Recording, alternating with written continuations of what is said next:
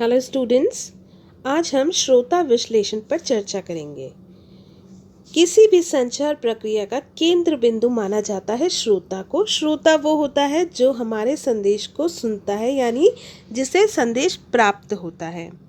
प्रेषक जो भी संदेश भेजता है उसके संदेश का उद्देश्य श्रोता के पृष्ठभूमि, विश्वास, पूर्वाग्रह, परिवेश, दृष्टिकोण, आदतों पर निर्भर करता है।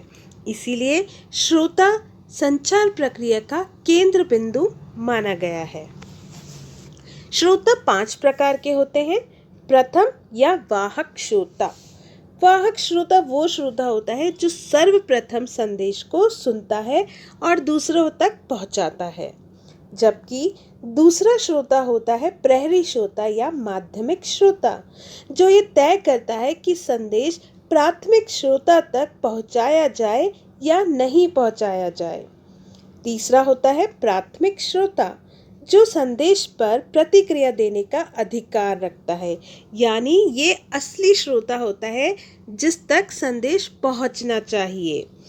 नेक्स्ट है द्वितीयक श्रोता, जो प्राथमिक श्रोता के द्वारा संदेश की पुष्टि के उपरांत ही सक्रिय होता है, यानी प्राथमिक श्रोता जिस व्यक्ति से विचार विमर्श करता है उसे हम बोलते हैं द्वितीयक श्रोता। लास्ट है रखवाला श्रोता या निरीक्षक श्रोता। ये वो श्रोता होते हैं जो संदेश भेजने वाले और प्राथमिक श्रोता पर पैनी नज़र रखते हैं और अपनी प्रतिक्रिया अभी नहीं दर्शाते हैं, बट फ्यूचर में जब ज़रूरत होती है तो उस संदेश को लेकर वो अपनी प्रतिक्रिया दर्शाते हैं। इस तरीके से 5 प्रकार के श्रोता होते हैं किसी भी संचार प्रक्रिया में। अब जो हम पढ़ेंगे वो है श्रोता विश्लेषण की प्रक्रिया। तो सर्वप्रथम हमें श्रोता समूह के आकार और संरचना को समझना ज़रूरी होता है। यदि आपके श्रोता का आकार छोटा है या बड़ा है, आपके श्रोता किस उम्र के हैं, किस लिंग के हैं, किस पद पर कार्य कर रहे हैं, ये सभी जानकारी आपको प्राप्त कर लेनी चाहिए। प्राथमिक श्रोताओं का पता लगाना। जो भी आपके श्रोता हैं, आपको ये जानना चाहिए वो किस पद पे काम कर रहे हैं, वो कौन है। ये सारी जानकारी आपको एकत्रित करनी चाहिए अपने संदेश को प्रस्तुत करने से पहले। श्रोताओं की संबंधित प्रतिक्रिया को जानना। श्रोता अनुकूल यानी सकारात्मक प्रतिक्रिया भी दे सकते हैं और नकारात्मक प्रतिक्रिया भी दे सकते हैं।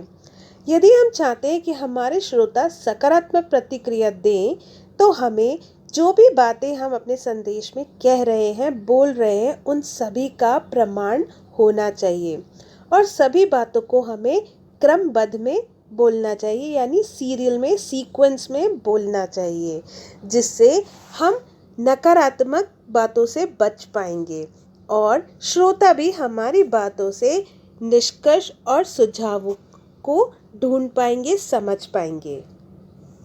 श्रोताओं के विवेक स्तर को जान लेना। यदि आप श्रोता से बिल्कुल भी नहीं जानते हैं उन्हें, तो आपको सबसे पहले उनसे 2-4 प्रश्न पूछ लेने चाहिए, ताकि आपको ये जानकारी हो जाए कि हमारा श्रोता किस नेचर का है, क्या उसकी सोच है, तो हम अपने श्रोता को थोड़ा बहुत जान पाएंगे।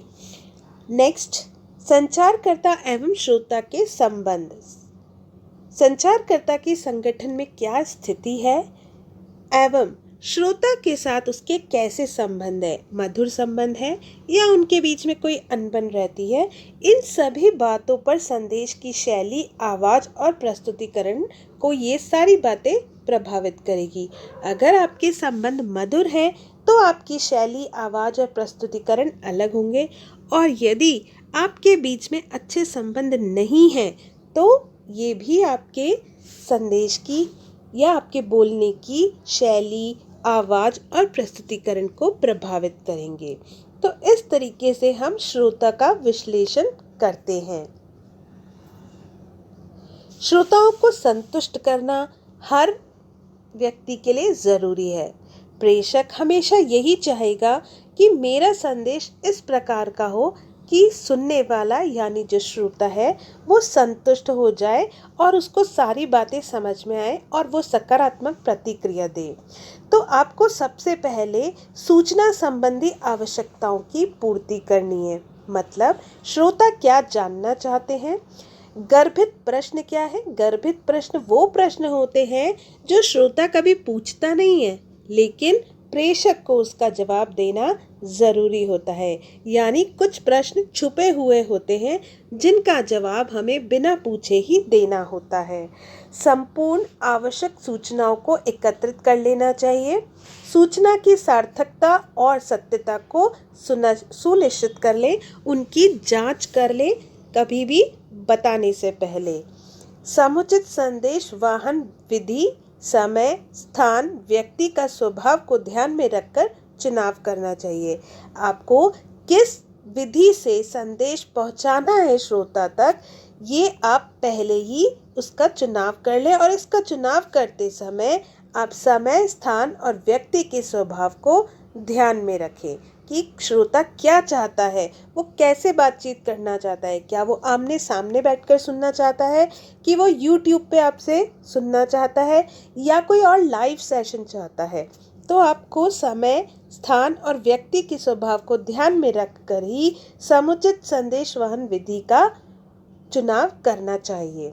प्रेरणात्मक आवश्यकताओं की पूर्ति करनी चाहिए, जिसमें श्रोता का क्या व्यवहार है ये जान लेना ज़रूरी है, उसकी पसंद नापसंद क्या है। तो आप जब भी उनसे वार्तालाप करें तो आप सबसे पहले उनकी पसंद की बातों से शुरुआत करें।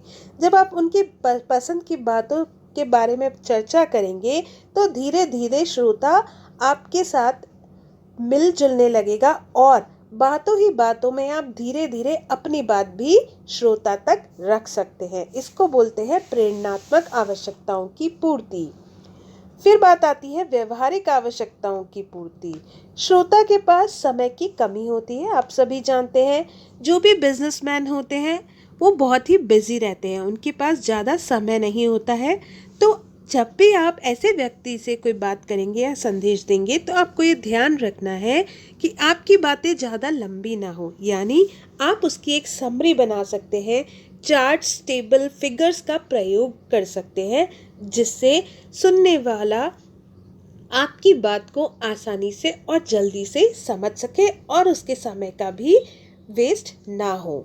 तो आपको ये बात ध्यान रखनी है कि आप अपनी बातों को संक्षिप्त में कहें, टेबल्स का, फिगर्स का, चार्ट्स का प्रयोग करें, ताकि प्रेषक को ताकि प्राप्तकर्ता को यानी श्रोता को सुनने और समझने में दिक्कत ना हो और उसका समय भी बचा रहे। श्रोता विश्लेषण के निष्कर्ष, यानी कुछ रिसर्चर ने रिसर्च करने के बाद बताया है कि आयु, वर्ग, लिंग, पद, शिक्षण का स्तर, बौद्धिक स्तर, सामाजिक एवं आर्थिक पृष्ठभूमि आदि सभी श्रोताओं के सुनने और समझने को प्रभावित करती है। शिक्षित श्रोता जो है अधिक चतुर होते हैं। अवसर के अनुसार श्रोता की प्रतिक्रिया जो है वो बदल जाती है। ठीक है, यानी समय और सिचुएशन के अकॉर्डिंग जो श्रोता होते हैं उनकी जो प्रतिक्रिया होती है वो बदलती रहती है।